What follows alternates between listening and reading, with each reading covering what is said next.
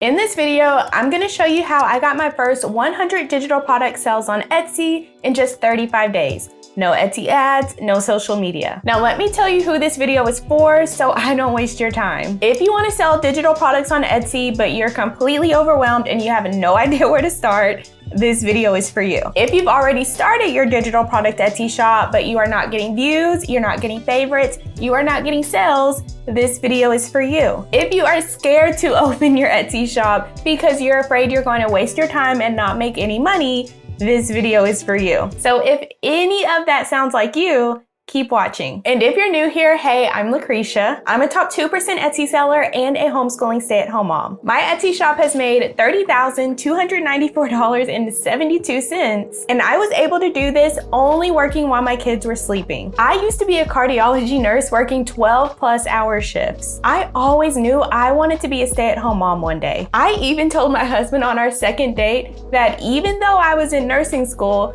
my plan was to stop working so I could be a stay-at-home mom. But after a couple of years of living on one income and 2 kids later, the amount in our bank account kept shrinking and the cost of living kept rising. We started looking into daycare options so I could go back to work, but the cost was 3 times our mortgage payment. When we did the math, me going back to work would have actually lost us money. So I knew I had to make money from home. I tried blogging, I tried affiliate marketing, I tried selling courses and other small digital products, but the income just wasn't enough. Then on September 24th, 2022, I listed a digital product on Etsy. October 3rd, I got my first sale. That month, I made $315. The next month, $1,318. The month after that, $2,426. That's when I knew this wasn't luck. It was a step-by-step process. And that repeatable process got me my first 100 sales in 35 days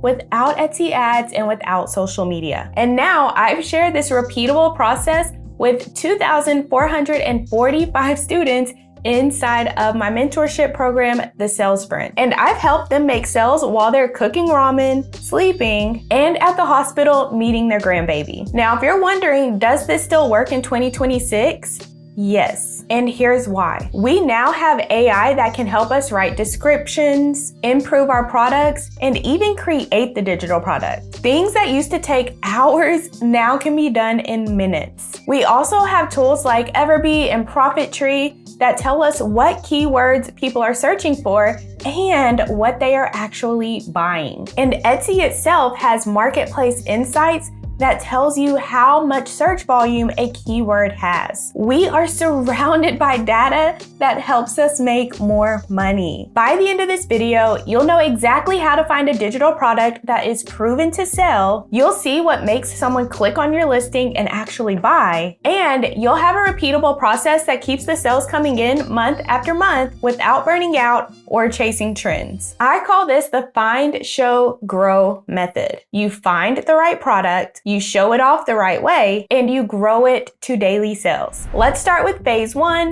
find. And the goal here is simple. Find a digital product that's already proven to sell, then make your own version of it. I used to do this with a tool called eRank, looking at search volume. But Etsy is more competitive now than it was back in 2022. So today, I want you to look at the actual sales data, not just the search volume. That is why I switched over to Everbee. And no, this video is not sponsored. I just use them and I love the product. So let me show you how it works. You are gonna go to Etsy and search for a broad term. If you wanna make clip art, you're gonna type in clip art. If you're not sure where to start, you're gonna type in something broad like planner, Canva template, spreadsheet. You get the gist. Then you are gonna filter your results 2 ways.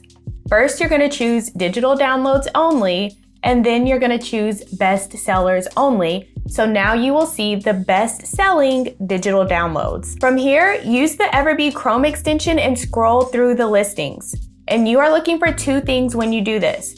You are looking for at least 30 sales a month, so that tells us this product is getting about a sale a day, which is exactly what we want. And you are looking for a listing age of less than 12 months, which tells us this product is selling within the last 12 months and it's not something that has been selling 3 years ago and may not be worth your time making. If a listing checks both of those boxes, you want to add it to your list of ideas, but only add it if it's actually something you'd want to create. Don't chase a product just because it's selling if you have no idea how you would make it or how you'd even learn to make it. My student Lakeisha learned this lesson the hard way. She picked something way too complicated as her first product. She got stuck and she gave up on it completely. Her advice: start simple. This is why I highly recommend you start with pre-made templates or PLR templates so you can quickly edit them and get multiple products listed in your shop quickly. And once you have at least 5 digital product ideas, you are going to start with the newest one. So if something is only a month old and it already has the bestseller badge, that tells you this is a very popular product and you're gonna wanna hop on that while the momentum is going up. If something's only a month old and it's already a bestseller, that's your best shot at making sales quickly, even if Everbee hasn't caught on to the data yet. Now let's talk about phase 2, show. This is where struggling shop owners lose sales, so make sure you're paying attention. Your listing photos are the #1 reason someone either clicks on your listing or scrolls right past it. Someone searches for what they need, Etsy shows them a wall of options, and your photo has to win that click. If they don't click, it doesn't matter how great your product is, they will never see it. The first mistake I see people making with their listing photos is adding elements that serve no purpose. Paper clips, roses, scrunchies, none of that has anything to do with the actual product. Sometimes it can feel like more is better, but it actually distracts from the product and makes it harder for someone to even know what they're buying. Look at this home management binder. It's clean and simple, mostly white space, and your eyes go straight to the product. This works because the person buying this product already probably feels overwhelmed. So we want calm listing photos to mirror the feeling they want to have. Now look at this kids bundle. It also has a white background, but it's full of bright colors, characters, and playful elements. And that still works because every element here is doing a job. It shows you exactly what is in this bundle: farm animals, ocean animals, the human body. Nothing is just there to fill space. So the real mistake isn't a busy image or a plain one. It's adding things that don't serve a purpose. Every element in your listing photo should either show the product or explain why the buyer needs it. If it's not doing one of those two things, take it off. The second mistake is simply showing the product without explaining why the buyer needs it or what makes your product the better option. Just showing the product isn't enough. You have to tell them why it matters. Look at these 2 listings. So this one doesn't just show the planner, it tells you exactly what it's for and why you need it. So it says ADHD friendly, calmer days, more independence, less chaos. And this one does the same thing with clip art. It's not just a picture of bees. It tells you what you're getting.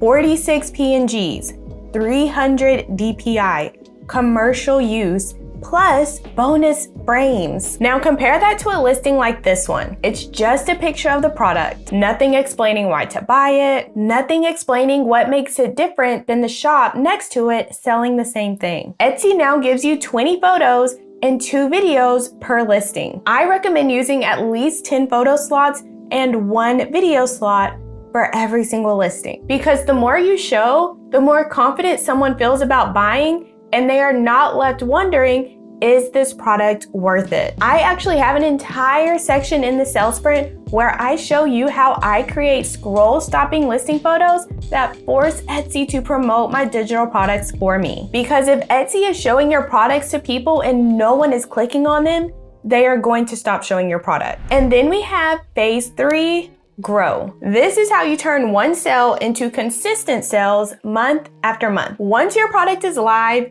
don't just walk away from it. Pay attention to what your customers are telling you. If someone sends you a message or leaves a review saying they wish your product had something different, don't get upset. Use that as research. For example, when I listed my cleaning bundle, it was only available as a printable PDF. Then a customer left a review and said, "I wish this was editable." That was my sign to go add an editable version. Once you start gaining traction, your customers will literally tell you what to make next and how to make your products better. All you have to do is listen and take action. The more 5-star reviews you have, the more Etsy trusts your listings, and the more new buyers trust it too. But feedback isn't the only thing that helps you grow. Most sellers only look at one number in their shop, and that is revenue. Did I make more money this month or less money? But revenue is just the output. It's the results of everything else that happened in your shop. If you only watch revenue,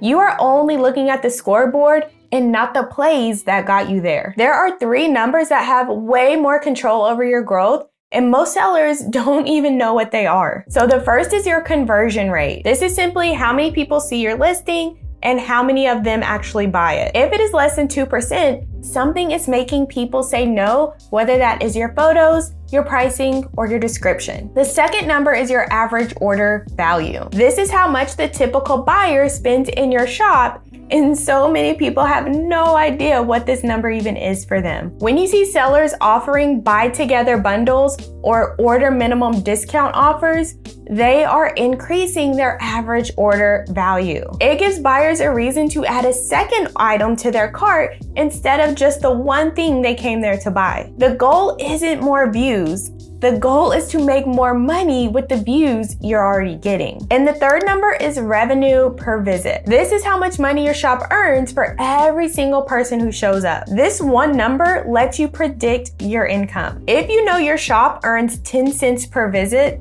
and you get about 1,000 visits per month, you know you're on track to make about $100 in revenue. Once you know that number, you're no longer just hoping for sales. You have a target to hit and grow. These numbers matter because you have direct control over them. You can improve your photos. You can improve your pricing. You can add bundles. You can write better descriptions and use better SEO. Revenue just tells you what already happened. These numbers tell you what to do next to make more money. In phase 5 of the sales sprint, I show you how to get reviews and different pricing strategies so you don't have to rely on Etsy ads or social media to make sales. So don't be afraid of feedback and don't be afraid to look at your numbers. This is how you make money even when you're not working on your shop. The Find, Grow, Show method is the simplified version of what took me from 0 sales to 100 sales in 35 days without Etsy ads and without social media. And even though I don't work on my shop much now, I still get a direct deposit from Etsy every single Tuesday. And if you want to see why I recommend Etsy over other platforms like Shopify, go ahead and watch that video breakdown right here.